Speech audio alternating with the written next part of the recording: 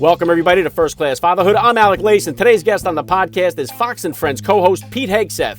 Pete is also a veteran and an author with a new book out titled American Crusade, Our Fight to Stay Free. I'm giving away a copy of Pete's new book on my Instagram page. Check the description down below for more information on that. And don't forget to hit that subscribe button so you can check out all the awesome interviews I got coming your way soon. Now, I had the honor of being interviewed by Pete on Fox and Friends. It's time to flip the script, interview Pete right here on the podcast. So let's jump into it with Pete Hegseth on First Class Fatherhood.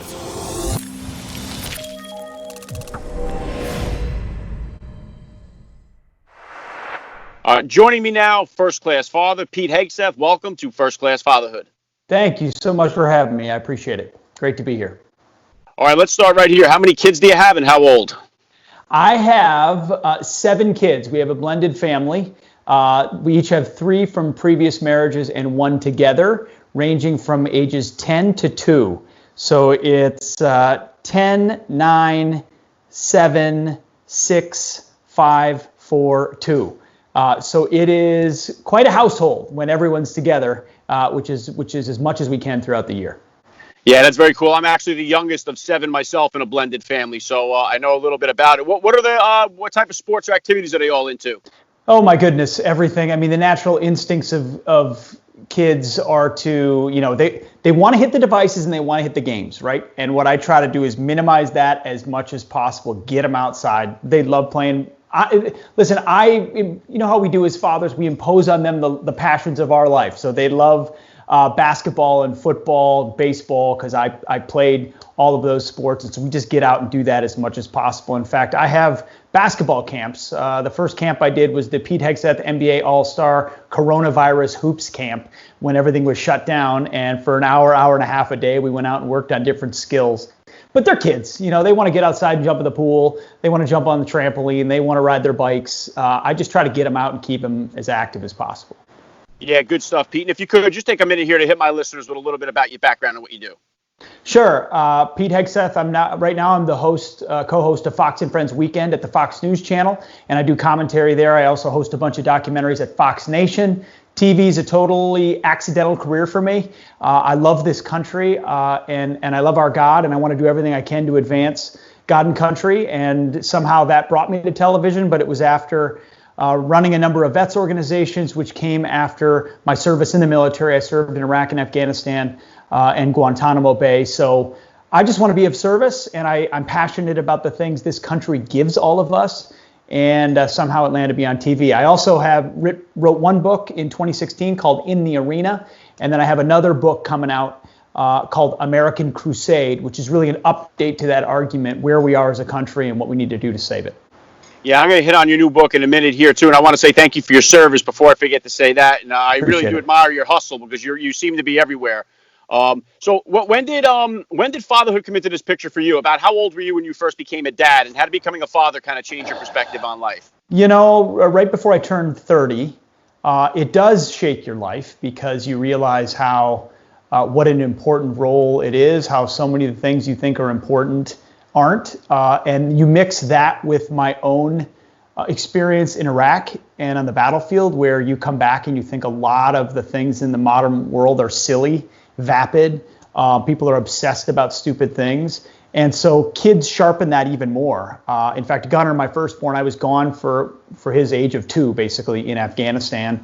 And coming back home to see him was a huge motivator. And, it changed my life in that I know that I now have a chance to give an imprint onto a human soul and fill that soul with the values and the respect, the discipline, and the fortitude that I think citizens of this great country and Christians are going to need in the 21st century in order to advance the things that we care about. So, yeah, I wanted to play sports and I wanted to be good. And I think you can teach excellence through sports. I love that as a vehicle.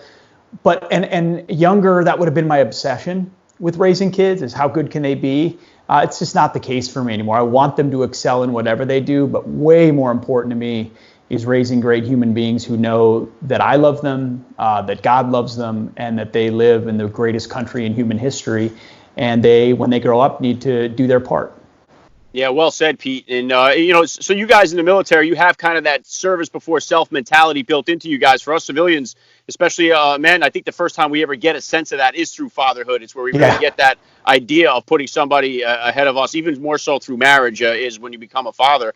And I agree with you here. I think we have a diminished family unit in this country. We have a diminished view of God. And I think if we could tighten up our family units and get God back into our life here, Pete, I think we'd see a lot of our problems start to go away. 100%. I mean, listen, it is, and this is part of my book too, not to make a plug, but the more you rip God out of our public square, even out of our churches, out of our institutions, it has to be replaced by something. And, certain people want to replace it with government or with control or with other false gods of this earth that are ultimately deceiving. And so getting back into the Word, getting back into the Bible, sharing the amazing history and faith of the human story through the Bible, going to church, reminding kids that they are something greater than themselves, that prayer is powerful. I think that is number one in educating kids to be the kind of kids we want them to be. Because if we don't have a shared narrative, if we don't understand, we got kids going through government schools or going through our society right now who could not tell you who Noah and Moses and Abraham and David and Solomon and Jesus and Socrates and Plato and Cicero, who are these people of Western civilization? And if you don't know that, it's hard to preserve what makes this individual freedom, limited government, free market experiment called America happen. You're seduced by the easy ideas of the moment, like free stuff, or like moral relativism, that there's nothing right or there's nothing wrong. So faith and family is huge. And listen, we live in a broken world. I'm the first person to admit I'm a sinner in need of God's grace every single day. I think of that as a husband. I think of that as a father. I think of that as a son and a brother. And in this broken world, all we can do is take the next step the next day with the people around us that we love and create the kind of environment that pumps out kids that fear God and love their country. And that's certainly what I'm committed to. Yeah, I couldn't agree with you more, Pete. And I think the kids in college, I think our academia, they could probably recite Howard Zinn's People's History of America more than they could the names that you just mentioned there. And that's kind of sad. And that's why I love the fact that during this homeschooling thing, although the teachers have been doing a phenomenal job here, they have stepped up. I love the fact that we could start our day with the Pledge of Allegiance and that we could start with Our Father. And I love what you did with the Hegseth's School for Higher Learning. Yes. What was the genesis of that? What's the feedback been on that? The feedback's been amazing. We've done way more than has been published on Fox Nation. If you go to Fox Nation, you can watch 5 episodes of it. It's right over here in our personal library where I do the library lecture for the Hegseth School for Higher Learning. Listen, it was a moment in time. It was a recognition that, okay, whoa, these kids are not going to be at school. We're in charge of school. I've always been passionate about education. If I don't take this moment, I may never get it again in this kind of way. So like you said, we start with the pledge, we start with the national anthem, we do a Bible reading and prayer, we discuss what we read and what we pray about. They go into their regular schoolwork, but then I pull them in for a lecture where, Dad holds court on and whatever topic I deem sort of interesting or important. And it's politics, religion, war, history, economics, and trying to make it fun for 10, 9, 7, 8-year-olds who, they barely understand the concept of politics or Republicans and Democrats, let alone the left versus the right. But we talk about money, we talk about the Bible, the history of the Bible, American exceptionalism, George Washington, the founding of our country, World War II, we talk about my service in the Army, just the kind of things that you talk about in a glancing way with your kids when you're having dinner or you're in the car, but you really maybe don't have a captive audience where you make it fun for them, make it come alive, you ask some Q&A.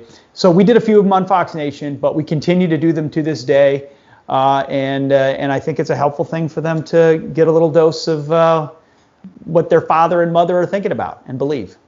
Yeah, I agree. And I don't think it could be a better time than right now for your book to actually be coming out here. American Crusade, Our Fight to Stay Free. I don't think we've ever been this divided politically. It's so bad right now what's going on in our country. I mean, I had the president's son, Eric Trump, here on my podcast, and I just got destroyed on social media for it. And it's like, all we were talking about was fatherhood and family life. We didn't get into any politics of anything. And it's just, and I always get the threats, oh, I'm unfollowing, I'm unsubscribing. But whenever I have like a liberal or a Democrat on the show, I never get that from the other side. So what was the genesis of the book, American Crusade, Our Fight to Stay Free? Where can we find it? What is it all about?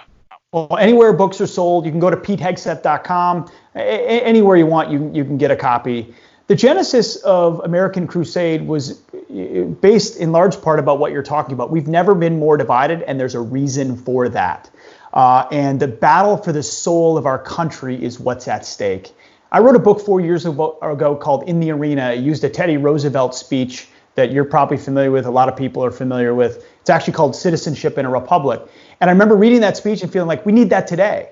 Roosevelt wrote about it 100 years ago, so I tried to make that speech come alive. And it made the case for basically 4 basic ingredients for citizenship. You got to be willing to work, the dignity of work, the willingness to fight to stay free, whether it's by force of arms or by fighting bureaucracy or just areas in your life where freedom is restricted. We got to have large patriotic families. Demographics matter. And then you got to believe in something greater than yourself. The rights we have are not endowed by government, but from a creator. If you can forge that into citizens, you're going to have a great republic. And I kind of made the happy case for that.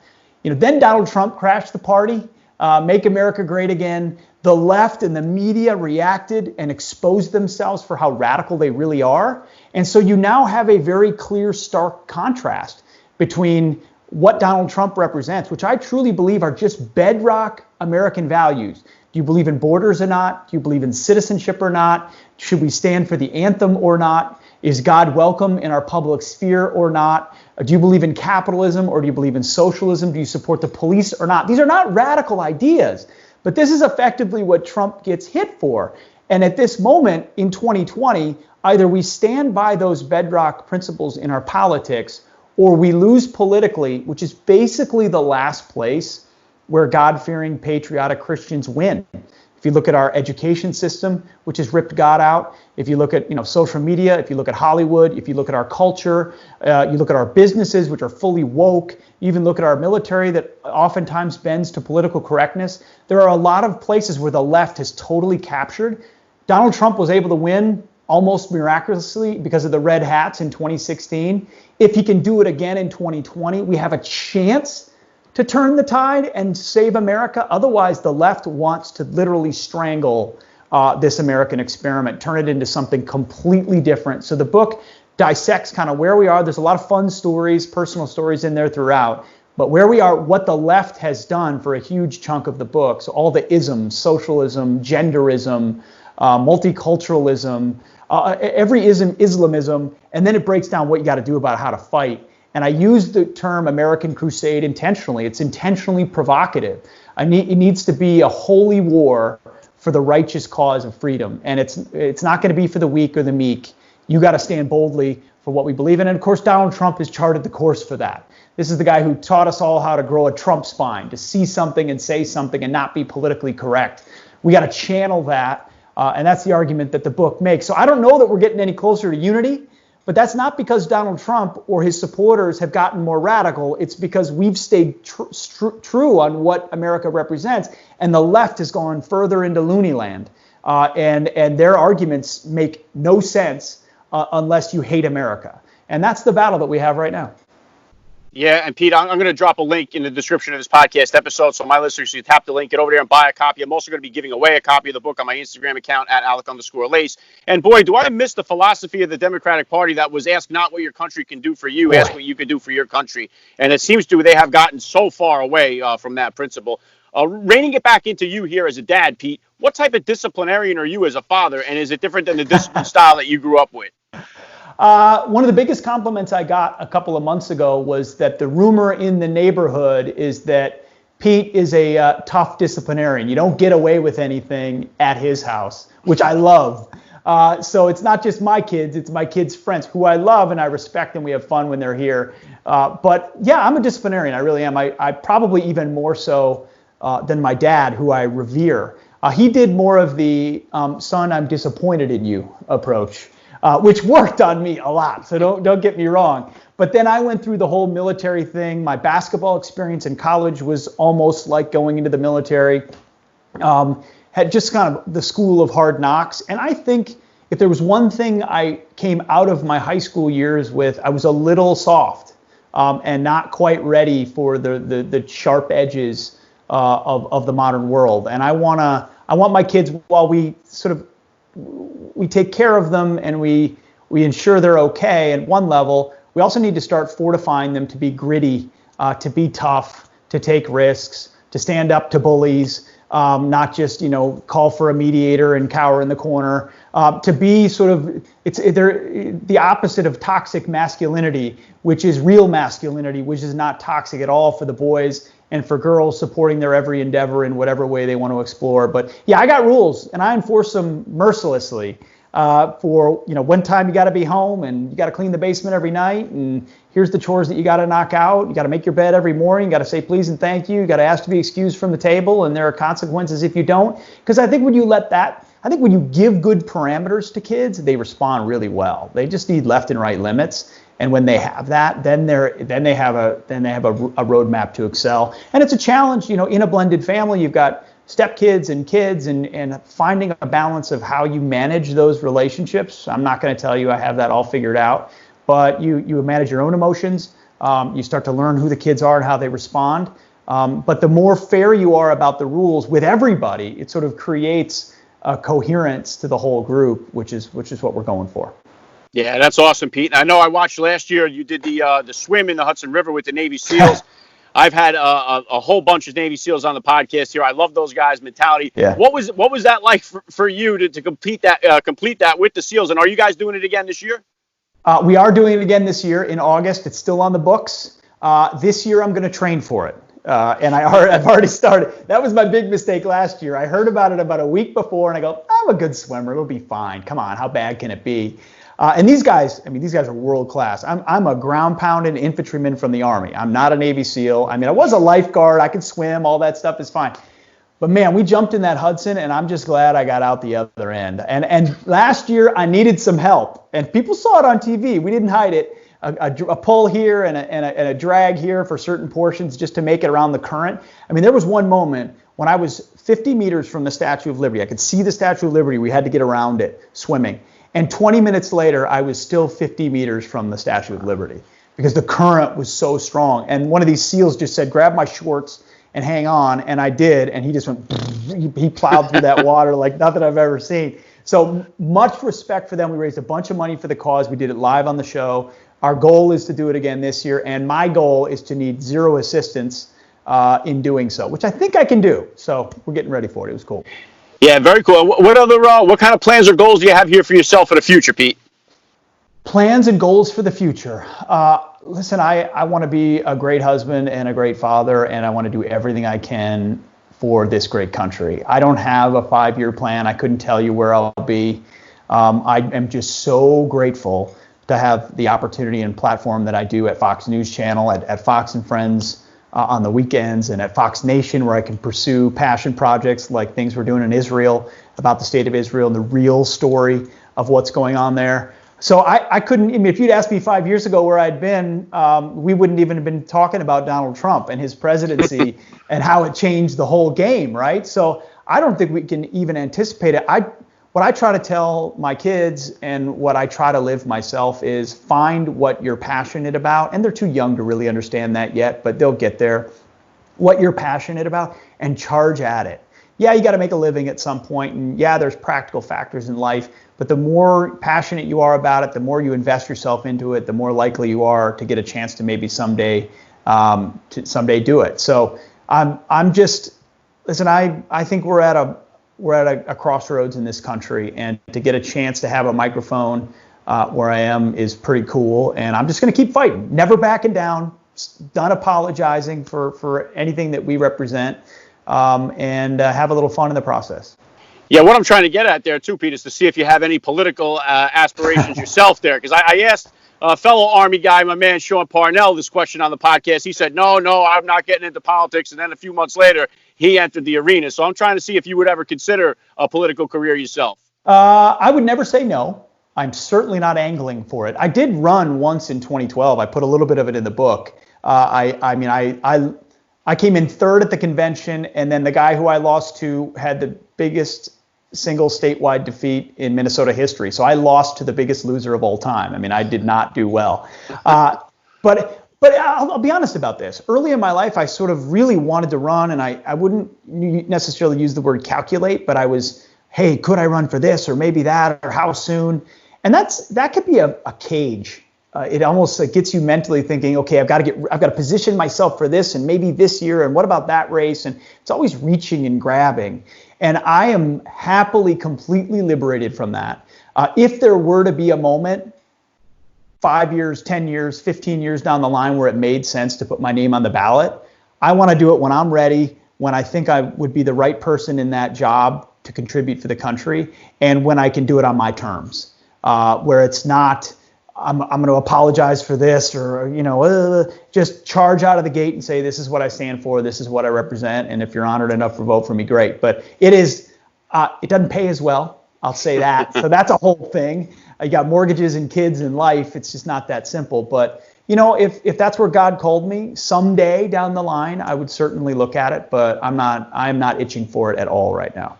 Yeah, I think one thing we definitely learned with Donald Trump is timing is everything, as we saw with him. So last thing I want to hit you with here, Pete, I'd love to ask all the dads that I get on the podcast, what type of advice do you have for the new father or for that about-to-be dad who's out there listening?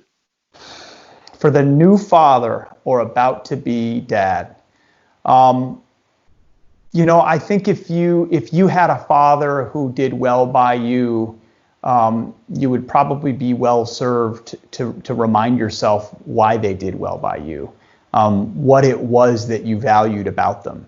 And I know for my father, it was just the sheer time that he invested in us, the way he brought us along with the things he loved, and they became the things we loved, but we also had the latitude to pursue other things if we wanted to. And there were always the basic bedrock values that they instilled. It was simple stuff. It wasn't, he wasn't reading from a book. He wasn't watching TED Talks on it. He was just, his instincts were to love his kids and be there for them. If you didn't have a dad who had that, I know it's a different story, and that's I think you can fill the void of what you were missing. But I think I'll tell you this, try not to take it for granted, especially in the early years, because I can attest to the fact that for many years I kind of did, hey, they're too young, there's not a whole lot I can do. I don't have any regrets. I'm not saying I missed out on anything necessarily, but every moment you have is a moment to sort of cherish them exactly where they are in that snapshot. They're going to get old soon, and they're not going to reply to your texts, and they're not going to want to hang out. So as much as you can while they're that age, enjoy it. It is nothing but a blessing. Yeah, very well said. I love the message. It's been an honor for me. I got to say, Pete Hegseth, you're a first-class father all the way, and thank you so much for giving me a few minutes of your time here on First Class Father. Thanks for what you do on this show, because highlighting fatherhood, when you talk about fixing problems in our country, in our culture, it starts with dads being there for their kids. So I salute you for what you're doing. Thank you, Pete.